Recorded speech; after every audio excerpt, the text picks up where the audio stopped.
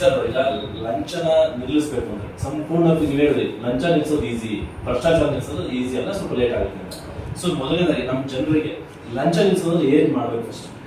ಇವತ್ತಿರುವಂತಹ ಸಂದರ್ಭದಲ್ಲಿ ಬಹುತೇಕವಾಗಿ ಇಡೀ ದೇಶ ಮತ್ತು ರಾಜ್ಯದ ಬಹುತೇಕ ಸೌಲಭ್ಯಗಳು, ಸರ್ಕಾರಿ ಸೌಲಭ್ಯಗಳು ಡಿಜಿಟೈಸ್ ಆಗ್ತಾ ಇದೆ, ಆನ್ಲೈನಲ್ಲೇ ಎಲ್ಲ ಗೊತ್ತಾಗ್ತಾ ಇದೆ. ವಿಶೇಷವಾಗಿ ವಿದ್ಯಾವಂತ ಜನ, ಇನ್ನು ಅಕ್ಷರ ಇರುವಂತಹವರು ತಮ್ಗೆ ಯಾವುದೇ ಸೌಲಭ್ಯ, ಒಂದು ರೇಷನ್ ಕಾರ್ಡ್ ಇರ್ಬೋದು, ಯಶಸ್ವಿನಿ ಕಾರ್ಡ್ ಇರ್ಬೋದು, ಕ್ಯಾಸ್ಟ್ ಸರ್ಟಿಫಿಕೇಟ್ ಇರ್ಬೋದು, ಅದನ್ನ ತಗೊಳ್ಳೋದು ಹೇಗೆ ಅಂತ ಗೂಗಲ್ ಅಲ್ಲಿ ಸರ್ಚ್ ಮಾಡಿದ್ರೆ ಪ್ರತಿಯೊಬ್ಬರ ಹತ್ರ ಮೊಬೈಲ್ ಫೋನ್ ಇದೆ, ಅಲ್ಲಿಂದ ಶುರು ಮಾಡ್ಕೊಳ್ಬೇಕು. ಮಾತಾಡಿದ್ರೆ ಏನ್ ಮಾಡ್ತಾರೆ ಜನ, ತಾಲೂಕು ಆಫೀಸ್ ಹತ್ರ ಹೋಗ್ತಾರೆ, ಅಲ್ಲಿ ಯಾವುದೋ ಒಬ್ಬ ಬ್ರೋಕರ್ನ ಕೇಳ್ತಾರೆ, ಅವನು ತಗೊಂಡು ಹೋಗಿ ಅವನು ಬ್ರೋಕರ್ ಹೋಗ್ತಾನೆ ಇರುತ್ತೆ ಅವನ ರೀತಿನಲ್ಲಿ, ಅವನ ಸೇವೆಗೂ ದುಡ್ಡು ಬೇಕಲ್ವಾ, ಅವ್ನು ತಗೊಂಡು ಹೋಗಿ ಬೇಗ ಆಗ್ಲಿ, ನನ್ನ ಹತ್ರ ಹೆಚ್ಚಿನ ಗಿರಾಕಿಗಳು ಬರ್ಲಿ ಅಂತ ಹೇಳಿ ಮಾಡ್ತಾನೆ, ಅಧಿಕಾರಿಗೆ ಲಂಚ ಕೊಟ್ಟು ಬೇಗ ಜನರೇ ಹೋಗಿ ಮಾಡಿಸ್ಕೊಳ್ಳೋದಕ್ಕಿಂತ ವೇಗವಾಗಿ ಮಾಡಿಸ್ಕೊಂಡಿರ್ತಾರೆ. ಆದರೆ ನೀವು ಯಾವ್ದಾದ್ರು ನಿಮ್ಗೆ ಸೌಲಭ್ಯ ಬೇಕು ಅಂದ್ರೆ ಸ್ವಲ್ಪ ಸಮಯ ಇಟ್ಕೊಳ್ಳಿ, ನಿಮ್ಗೆ ಅಗತ್ಯಕ್ಕಿಂತ ಮೊದಲೇನೆ ಸಾಧ್ಯ ಆದ್ರೆ ಅದ್ರ ಪ್ರೊಸೀಜರ್ ಶುರು ಮಾಡ್ಕೊಳ್ಳಿ.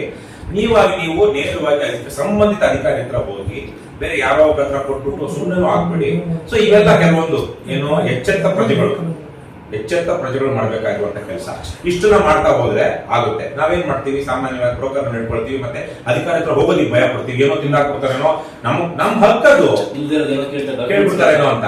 ಹಾಗಾಗಿ ಕೇಳಿದಾಗ ಸರ್ ದಯವಿಟ್ಟು ಅದನ್ನ ರೇಟಿಂಗ್ ಅಲ್ಲಿ ಕೊಡಿ ಅಂತ ಕೇಳಿ. ಕೆಲವೊಂದು ಟೆಕ್ನಿಕ್ಸ್ ಇದೆ, ಜ್ಞಾನ ಇದು. ನಾವೇನಾದ್ರು ಅರ್ಜಿ ಕೊಟ್ಮೇಲೆ ಸರ್ ಇದ್ರದ್ದು ಏನಾದ್ರು ಬಾಕಿ ಇದೆ ತಿಳಿಸಿ ರೈಟಿಂಗ್ ಅಲ್ಲಿ ಕೊಡಿ ಅಂತ ಕೇಳ್ಬೇಕು. ನೀನು ತಗೋಬಾ ಅಂತ ಹೇಳ್ತಾರೆ, ಇಲ್ಲ ನಾನು ಕೊಡೋದು ಕೊಟ್ಟಿದ್ದೀನಿ, ನೀವು ಇಲ್ಲ ನಾನು ಮೇಲಧಿಕಾರಿ ಹತ್ರ ಹೋಗ್ತೀನಿ ಅಂತ. ಯಾವಾಗಲೂ ಅಂತ ತಿಳ್ಕೊಳ್ಳಿ, ಮೇಲಧಿಕಾರಿ ಹತ್ರ ಹೋಗ್ತಿದ್ದಂಗೆ ಮೇಲಧಿಕಾರಿಗಳು ಅವನು ಎಷ್ಟೇ ಕಡು ಭ್ರಷ್ಟ ಆಗಿದ್ರು ಅವನು ಕೆಳಾಧಿಕಾರಿ ಮಾಡಿರೋದನ್ನ ಸಮರ್ಥನೆ ಮಾಡ್ಕೊಳಕ್ಕಾಗಲ್ಲ. ಹಾಗಾಗಿ ಮೇಲಧಿಕಾರಿ ಅಷ್ಟು ಹೋಗೋಷ್ಟೊತ್ತಿಗೆ ಅವನು ನಿಮ್ಮ ಹತ್ರ, ಯಾಕಂದ್ರೆ ಅವ್ನು ಮೇಲಧಿಕಾರಿ ಅನ್ನ ಒಂದು ತೋರಿಸ್ಕೊಳ್ಳೋದಕ್ಕಾದ್ರೂ ನಾನು ಕೇಳ್ತೀನಿ ಅಂತ ಹೇಳ್ತಾನೆ, ಯಾಕಪ್ಪ ಇವ್ರು ಮಾಡ್ಕೊಟ್ಟಿಲ್ಲ ಅಂತ ಕೇಳ್ತಾನೆ. ಅವನ ಹತ್ರ ದೊಡ್ಡ ಯಾವ್ದೋ ದೊಡ್ಡ ಹಣಕಾಸಿನ ವ್ಯವಹಾರ ಇತ್ತು ಅಂದ್ರೆ ಮಾತ್ರ ಅವನ ಹತ್ರನೇ ಹೋಗಿ ಅಂತಾನೆ. ಇಲ್ಲಾಂದ್ರೆ ಮೇಲಧಿಕಾರಿ ಹತ್ರ ಹೋದಾಗ ದೂರು ಅಂತ ಸ್ವೀಕರಿಸಿ ಅವನು ಕೆಳಹಂತದ ಅಧಿಕಾರಿಯನ್ನ ಕೇಳ್ತಾನೆ. ಹಾಗಾಗಿ ಭಯ ಪಡಬೇಡಿ. ನೀವು ತಾಲೂಕು ಆಫೀಸ್ಗೆ ಹೋದಾಗ ಒಬ್ಬ ಯಾರೋ ಕೇಸ್ ವರ್ಕರ್ ಇದ್ರೆ ಅವ್ನು SDN FDN ಇದ್ರೆ ಅವ್ನು ಕೊಟ್ಟಾದ್ಮೇಲೆ ಅವ್ನು ಮಾಡಿಲ್ಲ ಅಂದ್ರೆ ಶಿರಸ್ತೇದಾರನ್ನು ಕೇಳಿ, ಸರ್ ಈ ತರ ಕೊಟ್ಟಿದ್ದೆ ಅವ್ರು ಮಾಡಿಲ್ಲ ಸರ್ ಅಂತ. ಶಿರಸ್ತೇದಾರ ಡೆಪ್ಯೂಟಿ ತಹಸೀಲ್ದಾರ್ ಅವನು ಮಾಡಿಲ್ಲ ಅಂದಾಗ ತಹಸೀಲ್ದಾರ್ ಭೇಟಿ ಮಾಡಿ, 3 ಗಂಟೆಯಿಂದ 5 ಗಂಟೆ ತನಕ ಸಮಯ ಇರುತ್ತೆ. ಆ ಟೈಮಲ್ಲಿ ಕಾತ್ಕೊಂಡಿದ್ದು ಸರ್ ಈ ತರ ಪ್ರತಿಯೊಂದಕ್ಕೂ ಅಕ್ನಾಲಜ್ಮೆಂಟ್ ಇಟ್ಕೊಳ್ಳಿ. ನೀವೇನ್ ಕೊಟ್ಟಿರ್ತೀರಾ ಅದೊಂದು ಕಾಪಿ ಇಟ್ಕೊಳ್ಳಿ, ಅರ್ಜಿದು ಕಾಪಿ ಇಟ್ಕೊಂಡು ಅದಕ್ಕೆ ಅದ್ರಲ್ಲಿ ಕೇಸ್ ನಂಬರ್ ಇರುತ್ತೆ, ಡೀಟೇಲ್ಸ್ ಇರುತ್ತೆ. ಹೋದಾಗ ಸರ್ ನಾನು ಕೊಟ್ಟಿದ್ದೆ ಮಾಡಲಿಲ್ಲ, ಅವ್ನ ಕೇಸ್ ವರ್ಕರ್ ಹೆಸರು ಗೊತ್ತಿರೋದಿಲ್ಲ. ಇವಾಗಂತೂ ಸರಿಯಾಗಿ ನೋಡ್ಕೊಳ್ಳಿ, ಪ್ರತಿಯೊಬ್ಬನು ಬ್ಯಾಡ್ಜ್ ಹಾಕೊಂಡಿರ್ಬೇಕು, ಅವನ ಹೆಸರು ಇರುತ್ತೆ, ಅವನ ಹುದ್ದೆ, ಪದನಾಮ ಮತ್ತು ಅವನ ಹೆಸರು ಇರುತ್ತೆ. ಅದನ್ನ ಬರ್ಕೊಳ್ಳಿ. ಸಾಧ್ಯ ಫೋನ್ ನಂಬರ್ಗಳು ಸಿಗುತ್ತೆ, ಆನ್ಲೈನಲ್ಲೇ ಸಿಗುತ್ತೆ ಇವತ್ತು. ಅದನ್ನ ತಗೊಂಡೋಗಿ ಅಧಿಕಾರಿಗಳ ಮೇಲಧಿಕಾರಿಗಳ ಹತ್ರ ಇಂಥವ್ರಿಗೆ ಕೊಟ್ಟಿದ್ದೆ, ಇಂಥ ದಿವಸ ಕೊಟ್ಟಿದ್ದೆ ಅಂತ ಹೇಳಿ ಸ್ಪಷ್ಟವಾಗಿ ಮಾತಾಡಿ. ಏನ್ ಅಡುಗಡೆ ಮೇಲೆ ದೀಪ ಇಟ್ಟಂಗೆ ಸರ್ ಅದೇನೋ ಹೋಗಿ ನಮ್ಮ ಅಧಿಕಾರಿಗೆ ಇವ್ರು ಕೊಟ್ಟಿದ್ದೆ ಸರ್, ಅವರು ಕೇಸ್ ವರ್ಕರ್ಗೆ ಅವ್ರು ಇನ್ನೂ ಮಾಡಿಲ್ಲ ಸರ್, ಅದು ಏನಂತ ಅರ್ಥ ಆಗುತ್ತೆ ಸರ್? ನಾನು ಈ ತರ ಜಾತಿ ಪ್ರಮಾಣ ಪತ್ರಕ್ಕೆ ಕೇಸ್ ವರ್ಕರ್ ಇವರಿಗೆ ಯಾರು ರಮೇಶ್ ಅವ್ರಿಗೆ ಕೊಟ್ಟಿದ್ದೆ, ಇಂಥ ದಿವಸ ಕೊಟ್ಟಿದ್ದೆ ಸರ್, ಆದ್ರೆ ಅವರು ಇಲ್ಲಿ ತನಕ ನನ್ಗೆ ಮಾಹಿತಿನೂ ಕೊಟ್ಟಿಲ್ಲ, ಮಾಡ್ಕೊಡ್ತಾನಿಲ್ಲ ಸರ್, ಹೋಗಿ ಕೇಳಿದ್ರೆ ಇನ್ನು ಅದಾಗ್ಬೇಕು ಇದಾಗ್ಬೇಕು ಅಂತಿದ್ದಾರೆ ಸರ್, ಹೀಗೆ ನೋಡಿ ಸರ್ ಅಂತ ಹೇಳಿ ಅವ್ರು ಕೊಟ್ರೆ ಅವ್ನ ತಕ್ಷಣ ಕರೀತಾನೆ. ಇಲ್ಲಾಂದ್ರೆ ಜನ ನಮ್ ಜನ ಏನ್ ಮಾಡ್ತಾರೆ, ನಾನು ಕಂಡ ಹಾಗೆ ಪುರಾಣ ಹೇಳ್ಕೊಂಡು ಕೂತ್ಕೊಳ್ತಾರೆ, ಹೋಗಿದ್ ವಿಚಾರ ಬಿಟ್ಟು ಮಿಕ್ಕಿದೇನೇನೋ ಮಾತಾಡ್ತಿರ್ತಾರೆ. ಇವೆಲ್ಲ ಬಿಡ್ಬೇಕು ಜನ. ಮತ್ತೆ ಸರ್ಕಾರ ಏನ್ ಮಾಡ್ಬೇಕು, ಅಥವಾ ನಾವು ಒಂದಷ್ಟು ಏನು ಸಾರ್ವಜನಿಕ ಪ್ರಜ್ಞೆ ಇರುವಂತ ಜನ ಸರ್ಕಾರದಲ್ಲಿ ಪಾರದರ್ಶಕತೆಯನ್ನ ಕೇಳಬೇಕು. ನಿಮ್ದು ಡಿಜಿಟೈಸ್ ಆಗ್ತಾ ಇದೆಯಲ್ಲ, ಸಕಾಲ ಆಗಿದ್ಯಾ, ಸಕಾಲದ ರೀತಿಯಲ್ಲಿ ಒಂದು ಇಂಪ್ಲಿಮೆಂಟ್ ಮಾಡಿ, ಪೂರ್ತಿ ಡಿಜಿಟೈಸ್ ಮಾಡಿ. ನಾನು ಕೂತ್ಕೊಂಡು ಈಗ ಯಾವ್ದು ಕೆಲವೊಂದು ಅಪ್ಲೈ ಮಾಡಿದಾಗ ಆನ್ಲೈನ್ ಅಲ್ಲಿ ಪ್ರೈವೇಟ್ ಇದಕ್ಕೆ your application is under process ಅಂತ ಬರುತ್ತೆ ಅಲ್ವಾ. ಸೊ ಅದೇ ತರಕ್ಕೆ ಸರ್ಕಾರದಲ್ಲೂ ಆಗ್ಬೇಕು. ಯಾವ ಹಂತದಲ್ಲಿ ಇದೆ, ಈಗ ನಾವು ಯಾವ್ದೋ ಫ್ಲಿಪ್ಕಾರ್ಟ್ ಅಲ್ಲೋ ಅಮೆಝಾನ್ ಅಲ್ಲೋ ನಾವು ಬುಕ್ ಮಾಡಿದ ತಕ್ಷಣ your item has shipped from Bengaluru Delhi to Bengaluru ಅಂತ ಬರುತ್ತೆ. ಬೆಂಗಳೂರಿಂದ ಟು ನಿಯರೆಸ್ಟ್ ಡೆಲಿವರಿ ಫೆಸಿಲಿಟಿ ಅಂತ ಬರುತ್ತೆ. ನಾವು ಇಟ್ಸ್ ಔಟ್ ಫಾರ್ ಡೆಲಿವರಿ ಅಂತ ಬರುತ್ತೆ. ಈ ತರ ಹಂತವಾಗಿ ಪ್ರೋಗ್ರೆಸ್ ಕಾಣಿಸ್ತಾ ಇರ್ಬೇಕು, ಆವಾಗ ನಾವು ಕೇಳೋದಿಕ್ಕಾಗುತ್ತೆ. ಸೊ ಈ ತರಹದೊಂದು ಆಗ್ಬೇಕು. ಸರ್ಕಾರಿ ವ್ಯವಸ್ಥೆಯಲ್ಲಿ ಪಾರದರ್ಶಕತೆ ಅಂದ್ರೆ ನಾವೇನ್ ಬಳಸ್ತಾ ಇದೀವಿ, ಹ್ಯೂಮನ್ ಇಂಟರಾಕ್ಷನ್ ಮತ್ತೆ ಹ್ಯೂಮನ್ ಡಿಪೆಂಡೆನ್ಸಿ ತೆಗೆದುಕೊಳ್ಬೇಕು. ಕೆಲವೊಂದು ಪ್ರಕರಣಗಳಲ್ಲಿ ತುಂಬಾ ಏನು ಅಂತಾರೆ, ವಿವೇಚನೆ, ಡಿಸ್ಕ್ರಿಪ್ಷನ್ ಬಳಸಿ ಅಲ್ಲಿ ಹೋಗಿ ಸ್ಥಳ ಪರಿಶೀಲನೆ ಮಾಡಬೇಕು ಅನ್ನೋದು ಬಿಟ್ಟು ಮಿಕ್ಕಿದ್ದಕ್ಕೆ ಆಟೋಮೆಟಿಕ್ ಆಗಿ ಅದ್ರ ಪಾಡಿಗೆ ಒಂದು ಹಂತದಿಂದ ಇನ್ನೊಂದು ಹಂತಕ್ಕೆ ಹೋಗಿ ಬರೀ ವೆರಿಫೈ ಮಾಡ್ಬೇಕಷ್ಟೇ ಅವರು ಸರಿಯಾಗಿದೆಯಾ. ಆನ್ಲೈನ್ ಅಲ್ಲಿ ಎಕ್ಸಾಮಿನೇಷನ್ ಪೇಪರ್ಸ್ ಆನ್ಸರ್ ಶೀಟ್ ಗಳನ್ನ ಎಲ್ಲ ಸ್ಕ್ಯಾನ್ ಮಾಡಿ ಕಂಪ್ಯೂಟರ್ ಕಳಿಸ್ತಾರೆ. ಕೂತ್ಕೊಂಡು ಕಂಪ್ಯೂಟರ್ ಇವತ್ತು ನಮ್ಮ ಮೇಷ್ಟ್ರುಗಳು ವ್ಯಾಲ್ಯೂಯೇಷನ್ ಮಾಡ್ತಾ ಇರೋದು, ಅದನ್ನ ಮಾಡಕ್ಕಾಗುತ್ತೆ, ಸರ್ಕಾರಿ ವ್ಯವಸ್ಥೆ ಮಾಡಕ್ಕಾಗಲ್ವಾ? ಬೆಂಗಳೂರು ಇಡೀ ದೇಶಕ್ಕೇನೆ ಪ್ರಪಂಚಕ್ಕೇನೆ ಸಾಫ್ಟ್ವೇರ್ ಅಲ್ಲಿ IT ನಲ್ಲಿ ಹೆಸರುವಾಸಿ. BBMP ನಲ್ಲಿ ಕಳ್ಳ BBMP ಅಧಿಕಾರಿಗಳು, BBMP IAS ಅಫ್ಸರ್ಗಳು, ಬೆಂಗಳೂರು ಉಸ್ತುವಾರಿ ಸಚಿವ, ಕರ್ನಾಟಕದ ನಗರಾಭಿವೃದ್ಧಿ ಸಚಿವ ಬೇಕು ಅಂದ್ರೆ BBMP ಕಚೇರಿನಲ್ಲಿ ಪತ್ರ ಅರ್ಜಿ ಹಾಕಬೇಕು ಅಂತ ಮಾಡಿದ್ದಾರೆ. ಯಾಕೆ? ಅರ್ಜಿಗಳಿದ್ದಾಗ ನಮಗೆ ಆಟ ಆಡೋದು ಸುಲಭ, ಭ್ರಷ್ಟಾಚಾರ ಮಾಡೋದು ಸುಲಭ, ಆಕ್ರಮಣ ಮಾಡೋದು ಸುಲಭ ಅಂತ ಎಲ್ಲ ಸೌಲಭ್ಯಗಳನ್ನು ಆನ್ಲೈನ್ ಮಾಡಿ ಬಿಸಾಕ್ರಯ್ಯ. ಇದು ಮಾಡ್ತಾ ಇಲ್ಲ. ಸೊ ಇದನ್ನ ಕೇಳಬೇಕು ಜನ. ಹಾಗಾಗಿ ಮುಂದಿನ ಇದು ಎಲ್ಲೋ ಒಂದ್ ಕಡೆ ಆಗ್ಬೇಕು. ಎಷ್ಟೋ ಕಡೆಗಳಲ್ಲಿ ಕೆಲವೊಂದು ನೋಡಿ, ನಮ್ಮನ್ನು ಇತ್ತೀಚೆಗೆ ಒಂದು ವಿಚಾರಕ್ಕೆ ಹೋದಾಗ ತಮಿಳುನಾಡಿನಲ್ಲಿ ಸರ್ಕಾರಿ ಆಸ್ಪತ್ರೆಗಳಲ್ಲಿ ಔಷಧಿ ಕೊಡ್ತಾರಲ್ಲ, ಉಚಿತ ಔಷಧಿ ಮತ್ತು ಸರ್ಕಾರಿ ಆಸ್ಪತ್ರೆಗಳಲ್ಲಿ ಔಷಧಿ ಸರಬರಾಜು ತಮಿಳುನಾಡಿನಲ್ಲಿ ಬಹಳ ಚೆನ್ನಾಗಿದೆ ಅಂತೆ. ಯಾವ ಒಳ್ಳೆ ಆಫೀಸರ್ ಚೆನ್ನಾಗಿ ಮಾಡ್ತಾ ಇದ್ದಾರಂತೆ. ಭ್ರಷ್ಟಾಚಾರಕ್ಕೆ, ದುಂದು ವೆಚ್ಚಕ್ಕೆ, ದುರುಪಯೋಗಕ್ಕೆ ಅವಕಾಶ ಇಲ್ಲದ ರೀತಿಯಲ್ಲಿ ಒಂದು ಮಾಡೆಲ್ ಸೆಟ್ ಮಾಡಿದಾರಂತೆ. ಸೊ ಈಗ ಅದನ್ನು ಅಭ್ಯಾಸ ಮಾಡುವಂತ ಕರ್ನಾಟಕದ ಕೆಲವು ಜನಪರ ಕಾಳಜಿ ಇರುವಂತ ವೈದ್ಯರು ಸರ್ಕಾರಕ್ಕೆ ಮನೆ ಪತ್ರ ಕೊಟ್ಟಿದ್ದಾರೆ. ಗುಂಡೂರಾವ್ಗೆ, ಏನಂತ, ದಿನೇಶ್ ಗುಂಡೂರಾವ್ಗೆ, ತಮಿಳುನಾಡು ಮಾಡೆಲ್ ಅನ್ನು ನಮ್ಮಲ್ಲಿ ಇಂಪ್ಲಿಮೆಂಟ್ ಮಾಡಿ ಅಂತ. ಸೊ ಹೀಗೆ ಬೇರೆ ಬೇರೆ ಕಡೆ ಬೆಸ್ಟ್ ಪ್ರಾಕ್ಟೀಸಸ್ ನಾವು ಅಪ್ಲೈ ಮಾಡ್ತಾ ಹೋಗ್ಬೇಕು. ಕರ್ನಾಟಕದ CET ಇಡೀ ದೇಶಕ್ಕೆ ಮಾದರಿಯಾದದ್ದು.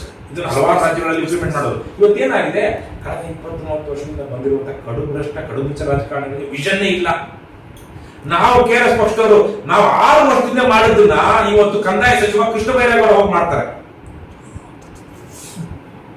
ತಹಸೀಲ್ದಾರ್ ನೆಲಮಂಗಲ ತಹಸೀಲ್ದಾರ್ ಕಚೇರಿಗೆ ಹೋಗಿದಾರಂತೆ. ಸುಮ್ಮನೆ KRS ಪಾರ್ಟಿ ಅವರು ಎಲ್ಲ ಮಾಡಿ ಹೀರೋಗಳಾಗ್ಬಿಟ್ಟಿದ್ದಾರೆ. ನಾನು ಹೋಗ್ಬಿಟ್ಟು ತಹಸೀಲ್ದಾರ್ಗೆ ಧಮಕಿ ಹಾಕ್ಬಿಟ್ಟು ಬೈಕ್ ಬಂದ್ಬಿಡ್ತೀನಿ, ಏನ್ರಿ ನೀವು ಮಾಡಿರೋದು ಅಂತ ಬಂದ್ಬಿಡ್ತೀನಿ ಅಂದ್ಕೊಂಡು ಬಂದು ಎಲ್ಲರೂ ಅವ್ರ ಟೀಮ್ ಕರ್ಕೊಂಡು ಬಂದು ಕೃಷ್ಣ ಬೈರೇಗೌಡ ಪೇಜಿಂದ ಲೈವ್ ತರಕಾಯಿ ತಗೊಳ್ಳೋದು. ಸ್ವಾಮಿ ಏನ್ರಿ ಅವಮಾನ ರೀ ಕೃಷ್ಣ ಬೈರೇಗೌಡ್ರೆ. ನಿಮ್ಮ ಆಫೀಸಲ್ಲಿ ಕುತ್ಕೊಂಡು ಅವನು ತಹಸೀಲ್ದಾರ್ ಆಫೀಸ್ ಕನೆಕ್ಟ್ ಮಾಡೋದ್ರೆ ಎಲ್ಲ CCTV ಇದೆ. ಗ್ರಾಮ ಪಂಚಾಯಿತಿ CCT ಇದರಲ್ಲಿ ಗ್ರಾಮ ಪಂಚಾಯಿತಿ ಕಚೇರಿನ ಬೆಂಗಳೂರಲ್ಲಿ ಕೂತ್ಕೊಂಡ್ರೆ rural development minister, secretary, principal secretary ತಮ್ಮ ರೂಮ್ ಅಲ್ಲಿ ನೋಡೋ ತರ ವ್ಯವಸ್ಥೆ ಮಾಡ್ಕೊಂಡಿದ್ದಾರೆ 4 ಜಿಲ್ಲೆಗಳು. ಮೊನ್ನೆ ನಾನು ಪತ್ರಿಕೆಯಲ್ಲಿ ಓದ್ದೆ, ಗ್ರಾಮೀಣಾಭಿವೃದ್ಧಿ ಇಲಾಖೆಯ ಪ್ರಧಾನ ಕಾರ್ಯದರ್ಶಿ ಕೊಪ್ಪಳ ಜಿಲ್ಲೆಯನ್ನು ಸೇರಿದಂತೆ ಕೆಲವೊಂದು ಜಿಲ್ಲೆಗಳ ಗ್ರಾಮ ಪಂಚಾಯಿತಿಯನ್ನ ಖುದ್ದು ತಮ್ಮ ಕಚೇರಿಯಲ್ಲಿ ಕೂತ್ ನೋಡ್ಬೋದು. ತಹಸೀಲ್ದಾರ್ ಕಚೇರಿ ನೋಡೋದಕ್ಕೆ ಕೃಷ್ಣ ಬೈರೇಗೌಡರು ಹೋಗ್ಲಿ ಸದ್ಯ ಅಷ್ಟಾದ್ರೂ ಹೋಗಿದಾರಲ್ಲ, ಅದು ಬೇರೆ ತರಕ್ಕೆ ಒಂದು ಪಾಸಿಟಿವ್. ನನ್ನ ಪ್ರಕಾರ ಕೆಟ್ಟದ್ದೇನೂ ಅಲ್ಲ. ಅದನ್ನು ಕೇಳ್ತಾ ಇರೋದು, ಇದು ಗೊತ್ತಿದೆ ಈ ರೋಗಗಳಿದೆ. ಈ ರೋಗನ ನೀವು ಆಫೀಸರ್ ಕೂತ್ಕೊಂಡು ನಿಯಮಬದ್ಧವಾಗಿ ನಮ್ಮಂತ ಬೇಕಾದ್ರೆ ಕೇಳಿದ್ರೆ ನಾವು ಹೇಳ್ತೀವಿ, ನೀವು ನಮ್ಗಿಂತ ಪಾಪ ಸ್ವಲ್ಪ ಜಾಸ್ತಿ ಓದಿರ್ಬೋದು, ಅಥವಾ ಜಾಸ್ತಿ ಓದಿದಾರೋ ಗೊತ್ತಿಲ್ಲ. ನಾನಂತೂ ಚೆನ್ನಾಗಿ ಓದಿದ್ದೀನಿ, ನಾನೇನು ಕಡಿಮೆ ಇಲ್ಲ, ಯಾವನಿಗೆ ನಾನೇನು ಕಡಿಮೆ ಇಲ್ಲ ವಿದ್ಯೆಯಲ್ಲಿ. ನನ್ನ ಪ್ರಕಾರ ಗೊತ್ತಿಲ್ಲ, ಕರ್ನಾಟಕದ ಯಾವುದೇ ರಾಜಕಾರಣಿಗಿಂತ ನಾನು ಚೆನ್ನಾಗಿದ್ದೀನಿ, ತಿಳ್ಕೊಂಡಿದ್ದೀನಿ. ಆದ್ರೆ ಕೃಷ್ಣ ಬೈರೇಗೌಡರು ಅಂತವ್ರು ಅಧಿಕಾರದಲ್ಲಿದ್ದಾರೆ, ಅವ್ರ ವ್ಯವಸ್ಥೆ ಗೊತ್ತಿದೆ, ಲೋಪದೋಷಗಳು ನಮ್ಗಿಂತ ಹೆಚ್ಚು ಗೊತ್ತಿದೆಯಲ್ಲ, ಅವ್ರು ಫಿಕ್ಸ್ ಮಾಡ್ಬೋದು ಕೂತ್ ಜಾಗದಲ್ಲಿ. ಇಲ್ಲ, ಹೀರೋ ಆಗಬೇಕು ಇವ್ರು. ಹಾಗಾಗಿ ಸಾಧ್ಯವಾದಷ್ಟು ಪಾರದರ್ಶಕತೆ ಮಾಡಿ ಇವತ್ತು ನಾವು ಕೇಳ್ತಾ ಇದೀವಿ. ತಾಲೂಕು ಆಫೀಸ್ಗೆ ಹೋಗ್ಬೇಕು ಅಂದ್ರೆ ಅವನು ಅಧಿಕಾರಿ ಬಂದಿದ್ದಾನೋ ಇಲ್ವೋ ತಿಳ್ಕೊಳಕ್ ಆಗ್ತಾ ಇಲ್ಲ ನಮ್ಗೆ. ಅಲ್ಲಿಗೆ ಹೋಗಿ ಕೇಳ್ಬೇಕು, ಯಾವ ಬಂದಿದ್ದಾನೋ ಇಲ್ಲ ಅನ್ನೋದನ್ನ ಬಯೋಮೆಟ್ರಿಕ್ ಇದೆಯಲ್ಲ. ನಾನು ಇವತ್ತು ಹೋಗಿ ನಾನು ಆನೇಕಲ್ ತಾಲೂಕು ಒಬ್ಬ ಕೇಸ್ ವರ್ಕರ್ ರಮೇಶ್ ಅನ್ನೋ ಒಬ್ಬ ಇದ್ದಾನೆ, ಅವ್ನು ಪ್ರೆಸೆಂಟ್ ಆಬ್ಸೆಂಟ್ ಅಂತ ನೋಡೋದಕ್ಕೆ ತಾಲೂಕು ಆಫೀಸ್ ಇದಕ್ಕೆ ಹೋಗಿ ಆ ಬಯೋಮೆಟ್ರಿಕ್ ಕನೆಕ್ಟ್ ಆಗಿರುತ್ತೆ. ಆ ವೆಬ್ಸೈಟ್ಗೆ ಹೋಗಿ ನೋಡಿದ್ರೆ, ಆ ಚೆಕ್ ಮಾಡಿದ್ರೆ available, not available, on leave, ವಾರಗಟ್ಟಲೆ ಲೀವ್ ಆಗ್ಬಿಟ್ಟಿರ್ತಾರೆ.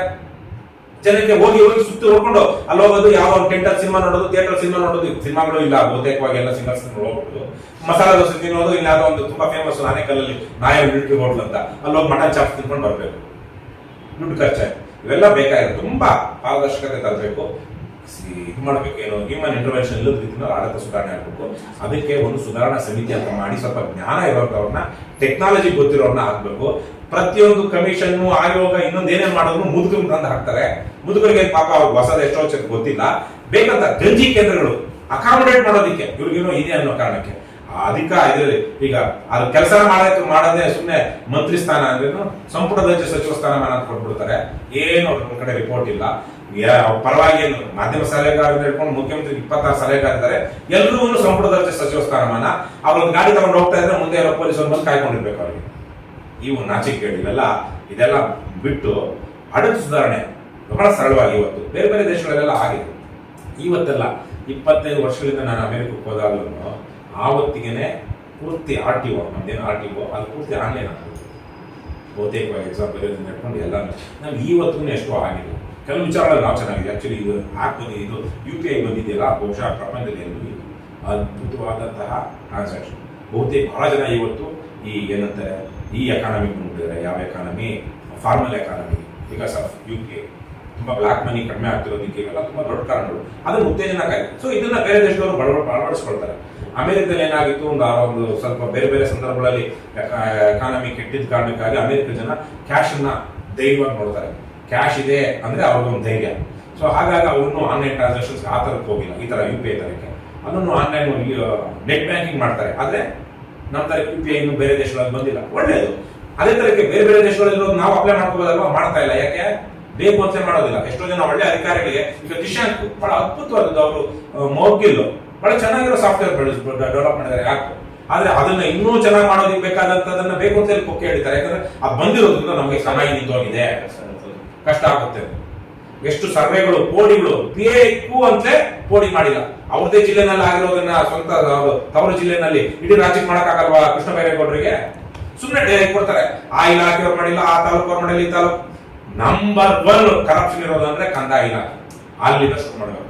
ಸೊ ಕೃಷ್ಣ ಬೈರೇಗೌಡರು ಅಂತ ಫಾರಿನ್ ನಲ್ಲಿ ಅಮೆರಿಕದಲ್ಲಿ ಓದಂತವ್ರು, ನ್ಯೂಯಾರ್ಕ್ ಅಲ್ಲಿ ಇದ್ದಂತವ್ರು, ಟೆಕ್ನಾಲಜಿ ಚೆನ್ನಾಗಿ ಗೊತ್ತಿರುವಂತವ್ರು, ಇಂಥದನ್ನ ಒಂದು ರೋಲ್ ಮಾಡಲ್ ಮಾಡ್ಬೇಕು ನಮ್ಮ ದೇಶದಲ್ಲಿ. ದೇಶದಲ್ಲೇನೆ ನಮ್ಮ ರಾಜ್ಯವನ್ನು ಒಂದು ರೋಲ್ ಮಾಡಲ್ ಮಾಡ್ಬೇಕು. ಮಾಡ್ತಾ ಇಲ್ಲ, ಮಾಡ್ಬೇಕು.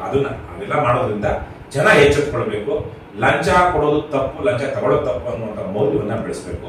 ಮಾತೆತ್ತರೆ ನಾವು ಕಡು ಭ್ರಷ್ಟರನ್ನ ಬೆಂಬಲಿಸೋದು ನಿಲ್ಲಿಸಬೇಕು. ಕೆಲವೊಂದು ಮೌಲ್ಯಗಳು, ಸಾರ್ವತ್ರಿಕ ಮೌಲ್ಯಗಳಿದೆಯಲ್ವಾ, ಮೌಲ್ಯವನ್ನ ಬೆಳೆಸಿದಾಗ ಕಳಬೇಡ ಕೊಲಬೇಡ ಅನ್ನುವಂಥ ಮೌಲ್ಯಗಳೇನಿದೆ ಇದನ್ನ ನಾವು ಅಂತರ್ಗತ ಮಾಡಿಕೊಂಡು ಜನ ಪಾಲಿಸಿದಾಗ ತನ್ನಿಂತಾನೆ ಸಮಾಜ ಬದಲಾಗುತ್ತೆ.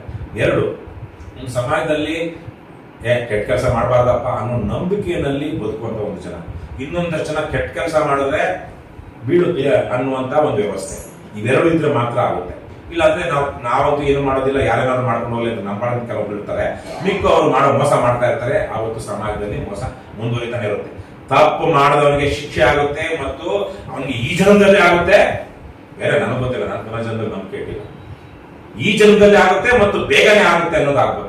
16 ವರ್ಷ ಆದ್ಮೇಲೆ ಈಗ ಜಯಲಲಿತಾ ಸತ್ ಮೇಲೆ ಜಯಲಲಿತಾ ಮಾಡಿದ ಅಪರಾಧ ಸಾಬೀತ ಆಗಿತ್ತು. ಸದ್ಯ ನಾವು ಪುಣ್ಯಕ್ಕೆ ತಿರುಪತಿ ತಿಮ್ಮಪ್ಪ ನಮ್ಮ ಮನೆ ದೇವರು ಕಾಪಾಡ್ದ. ತನ್ನ 40 ಕೋಟಿ ಕಿರೀಟ ಚಿನ್ನ ಟೋಪಿ ಇಟ್ಟಿದ್ರು ನಮ್ಮ ಮನೆ ದೇವರು ತಿಮ್ಮಪ್ಪ ನಾನು ಕೇಳ್ಕೊಂಡಿದ್ದೆ, ನಿಮ್ಮನ್ನ ನಮ್ಮ ಮನೆ ದೇವರಾದ್ರೆ ನೀವು ನ್ಯಾಯ ಕೊಡ್ಬೇಕು ಅಂತ ಹೇಳಿ. ಅದಕ್ಕೆ ತನ್ನ ಲಂಚ ಕೊಟ್ಟಿದ್ದವನ್ನ ಕೊನೆಗೆ ಇವಾಗಾದ್ರೂ ಜೈಲ್ಗೆ ಹಾಕಿದ. ಇದು ತಪ್ಪಬೇಕು. 6 ತಿಂಗಳಲ್ಲಿ ಮುಗಿಬೇಕು ಈಗ ವಿಚಾರಣೆಗಳೆಲ್ಲ. ಈಗ ಇದು ಲೋಕಾಯುಕ್ತ ಎಷ್ಟು ನನ್ನ ಉಪಲೋಕಾಯುಕ್ತರು ಇಬ್ಬರನ್ನು ಭೇಟಿ ಮಾಡಿದ್ವಿ. ಅವರು ವೀರಪ್ಪ ಮತ್ತೆ ಪಣೀತ್ ರಾವ್ ಇಬ್ಬರನ್ನು ಹೋಗಿ ಅವ್ರಿಗೆ ಒಳ್ಳೆ ಕೆಲಸ ಮಾಡ್ತಾ ಇದೀವಿ ಅಂತ ನಾವು ಅವ್ರಿಗೆ ಧನ್ಯವಾದ ಹೇಳ್ಬೇಕು. ಬೇಕಂದ್ರೆ ಒಂದಷ್ಟು ಕಾಣಿಸ್ತಾ ಇದೆ. ಅವರು ಅಲ್ಲ ಹೋಗಿ ರೈಡ್ ಮಾಡ್ತಾ ಇದ್ದಾರೆ, ಎಲ್ಲ ಮಾಡ್ತಾ ಇದ್ದಾರೆ. ಅವ್ರಿಗೆ ಈ ಟ್ರ್ಯಾಪ್ ಕೇಸ್ ಇದೆಯಲ್ವಾ, ಟ್ರ್ಯಾಪ್ ಅಂದ್ರೆ ಏನು? ಒಬ್ಬ ಅಧಿಕಾರಿ ನಮ್ಮ ಹತ್ರ ಯಾವ್ದೊಂದು ಕೆಲಸ ಮಾಡ್ಕೊಂಡು ಕೆಲಸ ಲಂಚ ಕೇಳಿದ್ದ. ಆಯ್ತು ಸರ್ ಕೊಡ್ತೀವಿ ಅಂತ ಹೇಳಿ ಬಂದು ನಾವು ಲೋಕಾಯುಕ್ತವ್ರಿಗೆ ಹೇಳಿದ್ವಿ. ಲೋಕಾಯುಕ್ತವರು ಸರಿ ನೀವು ಹೋಗು ಅಂತೇಳಿ ನಮಗೆಲ್ಲ ಇದಾಕಿ ಏನೇನೋ ಹಾಕಿ ಕೆಲವೊಂದು ಕಳಿಸಿ ಅಲ್ಲಿ ನೀನು 10,000 ನೀನೇ ಕೊಡ್ಬೇಕು, ನಾವು ಕೊಡೋದಿಲ್ಲ. ನೀನು ಕೊಡುವಾಗ ಕೊಟ್ಟಾದ್ಮೇಲೆ ಟೋಪಿಗೆ ಪ್ಯಾಕ್ ಕೊಡೋದಿಲ್ಲ, ಟೋಪಿ ತೆಗಿ ಅಥವಾ ಇನ್ನೊಂದು ತಲೆ ಕೆಲ್ಕೋ, ಮೀಸೆ ತಿರುಕೋ ಅಥವಾ ಇನ್ನೊಂದೇನೋ ಪೇನ್ ತೆಗೆದು ಜೇಬಲ್ಲಿ ಇಟ್ಟುವ, ಹೀಗೇನೋ ಅವ್ರು ಹೇಳಿದ್ರು. ಅವ್ನು ಸಂಜೆ ಕೊಟ್ಟಿರ್ತಾರೆ, ಅದು ಮಾಡು ಅಂತ ಹೇಳ್ತಾರೆ ಅಂತ. ಸೊ ಅದೆಲ್ಲ ಆದ್ಮೇಲೆ ಅವ್ನು ದುಡ್ಡು ಕೊಟ್ಟ, ಆ ದುಡ್ಡಿಗೆ ಮತ್ತೆ ಪೌಡರ್ ಹಾಕಿರ್ತಾರೆ, ಆ ದುಡ್ಡು ನಂಬರ್ಗಳೆಲ್ಲ ಬರ್ಕೊಂಡಿರ್ತಾರೆ. ಬಿಳಿ ಪೌಡರ್ ಗೊತ್ತಾಗೋದಿಲ್ಲ. ಅವ್ನು ದುಡ್ಡು ಕೊಟ್ಟ, ದುಡ್ಡು ತಗೊಂಡು ಅವ್ನು ನೆನೆಸ್ಕೊಂಡ ಜೇಬಲ್ಲೋ ಬ್ಯಾಗಲ್ಲೋ ಇಟ್ಕೊಂಡ. ಇವನು ಟೋಪಿ ಹಾಕೊಂಡಿದ್ದ, ಟೋಪಿ ತೆಗೆದ. ಅಲ್ಲಿ ಆ ಕಡೆ ಅಲ್ಲಿ ಇಲ್ಲಿ ಯಾವುದೋ ಪಂಚೆ ಕಟ್ಕೊಂಡು, ಲುಂಗಿ ಕಟ್ಕೊಂಡು, ಇನ್ನೊಂದೇನೋ ಹಾಕೊಂಡು ಮಾಮೂಲಿ ತರ ಇದ್ದವರು ಒಂದೇ ಸಲ ನುಗ್ಗಿದ್ರು. ಲೋಕಾಯುಕ್ತರು ಹಿಡ್ಕೊಂಡ್ರು, ಅವ್ನ ಕೈ ಹಿಡ್ಕೊಂಡ್ಬಿಟ್ರು. ಹಿಡ್ಕೊಂಡು ದುಡ್ಡು ತೆಗೆದ್ರು. ಅವ್ನ ಕೈಯನ್ನ ತಗೊಂಡೋಗಿ ಅಲ್ಲೇನೋ ಒಂದು ಕೆಮಿಕಲ್ ಬಿಳಿ ನೀರಿತ್ತು, ಬಿಳಿ ನೀರಲ್ಲಿ ಅದಿದ್ರು, ಅದು ಕೆಂಪದಾಗಿತ್ತು. ಯಾಕಂದ್ರೆ ನೋಟ್ ಎಡ್ಸೋವಾಗ ಅದು ಪೌಡ್ರ್ ಇತ್ತು, ಆ ಪೌಡ್ರಿನ ಕೈಗೆ ಹಚ್ಚಿತ್ತು. ಆ ಕೈ ಆ ಕೆಮಿಕಲ್ ಪೌಡ್ರು ನೀರಿಗೆ ಆ ಪರ್ಟಿಕ್ಯುಲರ್ ಸೊಲ್ಯೂಷನ್ ಇಟ್ಟ ತಕ್ಷಣ ಅದು ರೆಡ್ ಆಯಿತು. ಇದು ರೆಡ್ ಹ್ಯಾಂಡೆಡ್. ಕೆಂಪು ರೆಡ್ ಹ್ಯಾಂಡ್ ಅಂದ್ರೆ ಈಗ ಹಿಡಿಯೋದು ಅಂದ್ರೆ ಇವನ ಯಾರು ದುಡ್ಡು ತಗೊಂಡು ಹೋಗಿದ್ದ, ಇವ್ರು ಪೌಡರ್ ಹಾಕಿರೋ ದುಡ್ಡು ಅದು ಇವನಿಗೆ ತಲುಪಿದೆ ಅನ್ನೋದಕ್ಕೆ ಸಾಬೀತಾಯ್ತು. ಒಂದು ಸಾಕ್ಷ್ಯ ಸಾಬೀತಾಗೋದಿಕ್ಕೆ, ಪ್ರೂವ್ ಮಾಡೋದಿಕ್ಕೆ. ಅದಾದ್ಮೇಲೆ ದುಡ್ಡು ರಿಕವರ್ ಮಾಡ್ಕೊಂಡ್ರು, ಕೇಸ್ ಹಾಕಿದ್ರು. ಅವ್ನು ದುಡ್ಡು ತಗೊಂಡ್ರೆ ಸಾಬೀತಾಗ್ಬಿಡ್ತಲ್ಲ. ಇವ್ನು ಪ್ರೈವೇಟ್ ಅವನ ಹತ್ರ, ಒಬ್ಬ ಖಾಸಗಿ ನಾಗರಿಕನ ಹತ್ರ ದುಡ್ಡು ತಗೊಳ್ಳೋಂಥದ್ದು ಏನಿತ್ತು? ಇವ್ನಿಗೆ ಲಂಚ ತಾನೇ ಅದು ಸಾಬೀತಾಯ್ತು. ಅದನ್ನ ವಾರದಲ್ಲಿ 2-3 ದಿವಸದಲ್ಲಿ ಚಾರ್ಜ್ ಶೀಟ್ ಹಾಕಿ, ಒಂದು ವಾರದಲ್ಲಿ 10 ದಿವಸದಲ್ಲಿ ವಿಚಾರಣೆ ಮಾಡಿ ಜೈಲು ಕಳಿಸ್ಬಿಡ್ಬೇಕು. ನಮ್ಮ ನ್ಯಾಯಾಂಗ ವ್ಯವಸ್ಥೆ ಎಷ್ಟು ಅದು ಅದಕ್ಷ, ಭ್ರಷ್ಟ ಮತ್ತು ಅದು ಜನದ್ರೋಹಿಯಾಗಿದೆ, ಸಂವಿಧಾನ ದ್ರೋಹಿಯಾಗಿದೆ ಇವತ್ತು ನಮ್ಮ ನ್ಯಾಯಾಂಗ. ಇಲ್ಲ ಅಂದಿದ್ರೆ 6 ವರ್ಷ 7 ವರ್ಷ 10 ವರ್ಷನ ವಿಚಾರಣೆ ಆಗ್ಬೇಕಾದ್ರೆ ಪುಡ್ಗೋಸಿ ಕ್ರೈಮ್ ಇದು ಏನೋ ಕೇಸ್ ಇದು ನಿಜವಾಗ್ಲು ಮುಗಿದು ಇನ್ನೇನು ಇನ್ವೆಸ್ಟಿಗೇಷನ್ ಚಾನ್ಸೇ ಇಲ್ಲ. ಇವನೇ ಸಾಕ್ಷಿ, ಇವನು ಹೇಳಿದಾನೆ, ಅವ್ನು ದುಡ್ಡು ತಗೊಂಡಿದ್ದಾನೆ. ಇವನು ಏನೋ ಪಿತೂರಿನೇ ಇರ್ಬಹುದು, ದುಡ್ಡು ಯಾಕೆ ತಗೋಬೇಕಾಗಿತ್ತು ಅವನು? ನಾನು ನಿಮ್ಮನ್ನು ಸಿಕ್ಕಾಸ್ಬೇಕು ಅಂತ ಪಿತೂರಿ ಮಾಡ್ಕೊಂಡು ಬಂದಿದ್ದೀನಿ, ಆದ್ರೆ ನೀವೇ ದುಡ್ಡು ತಗೋಬೇಕಾಗಿತ್ತು. ರೀಸನ್ ಬೇಕಲ್ಲ ತೊಗೊಳಕ್ಕೆ. ಏನಾದ್ರು ಬೇಕಲ್ವಾ, ನೀವೇನೋ ಮಾಡ್ತೀವಿ ಅಂತ. ನನ್ಗೇನೋ ಬೇರೆ ಕಾರಣಗಳು ಇರ್ಬೋದು, ಮೂರಾರು ಕಾರಣ. ನನಗೆ ನಿಮ್ಮ ಮನೆಯವ್ರು ಯಾರೋ ನನಗೆ ನಿಮ್ ಕಾಗದೇವರಾರು ಎತ್ಕೊಟ್ಟಿರ್ಬೋದು ನನ್ನ, ಆದ್ರೆ ನೀವು ತಗೊಳ್ದಾಗುತ್ತಲ್ಲ ಮುಗಿತಾರೆ. ಅದಕ್ಕೆ ವಿಚಾರಣೆ ಮಾಡಿ ಸಾಬೀತಾಗಿದೆ ಅವ್ನಿಗೆ ಎಷ್ಟು ವರ್ಷ ಜೈಲ್ ಆಗ್ಬೇಕು ಅಷ್ಟು ಜೈಲ್ ಆಗ್ಬೇಕು. ಅದಕ್ಕೆ ಕೋರ್ಟ್ ಹೋಗ್ತಾರೆ, ಹೈಕೋರ್ಟ್ ತನಕ ಹೋಗ್ತಾರೆ. ಅದ್ರ ಮಧ್ಯೆ 2 ತಿಂಗಳು 3 ತಿಂಗಳು ಇನ್ನು ಸಸ್ಪೆಂಡ್ ಆಗಿರ್ತಾರೆ, ಮತ್ತೆ ಬರ್ತಾರೆ. ಅದೇ ಕಾಲದಲ್ಲಿ ರಾಜಾರು ವರ್ಷ ಮುಂದುವರಿಸ್ತಾರೆ. ಯಾಕಂದ್ರೆ ಆಲ್ರೆಡಿ ಒಂದು ಕೇಸ್ ಆಗಿದೆಯಲ್ಲ, ಇನ್ನೇನ್ ಮಾಡ್ಕೊಳ್ತಾರೆ, ಇನ್ನೇನ್ ಕಿತ್ಕೊಳ್ತಾರೆ. ಲೋಕಾಯುಕ್ತದವರು ಅಥವಾ ಇನ್ಯಾವನೋ ಏನ್ ಕಿತ್ಕೊಳ್ತಾರೆ ನಂದು, ಹಾಗಾಗಿ ನಾನು ಲಂಚ ತಗೊಳ್ತೀನಿ ಓಪನ್ ಆಗಿ ತಗೊಳ್ತಾರೆ. ಅದಾದ್ಮೇಲೆ ಒಂದ್ಸಲ ಟ್ರಾಪ್ ಆದ್ಮೇಲೆ ಯಾವ ಅಧಿಕಾರಿನೂ ಅಂಜಲ್ಲ, ಓಪನ್ ಆಗಿ ತಗೊಳ್ತಾರೆ. ಅವನು ಆ ಕೇಸ್ ಮುಗಿಯೋ ತನಕ ಅವನ ಕೆಲಸ ಕೊಡಬಾರ್ದು. ಎಷ್ಟು ದರಿದ್ರವಾಗಿದೆ ನಮ್ಮ ಕಾನೂನುಗಳಂದ್ರೆ 2-3 ತಿಂಗಳಲ್ಲಿ ಮತ್ತೆ ಅವನು ಮಿಸ್ಟೇಕ್ ಆಗ್ತಾನೆ, ಇನ್ಕ್ರಿಮೆಂಟ್ ಕಟ್ ಆಗ್ಬೋದು 1-2, ಮತ್ತೆ ಭ್ರಷ್ಟಾಚಾರ ಮುಂದುವರಿಸ್ತಾನೆ. 5 ವರ್ಷ 6 ವರ್ಷ ಆಗೋ ತನಕ ಮತ್ತೆ ಬೇಕಾದ್ರೆ ಇವನಿಗೇನೆ ಯಾವನು ದುಡ್ಡು ಕೊಟ್ಟಿರ್ತಾನೆ ಅವನೇ ಬುಕ್ ಮಾಡ್ಕೊಳ್ತಾನೆ, ಅವ್ನು ಹೆದರ್ಸ್ತಾನೆ ಬೆದರ್ಸ್ತಾನೆ, ಬೇಕಾದ್ರೆ ಕೊಲೆನೂ ಮಾಡಿಸ್ಕೊಳ್ತಾನೆ, ಕೇಸೇ ಬಿದ್ದೋಗುತ್ತೆ.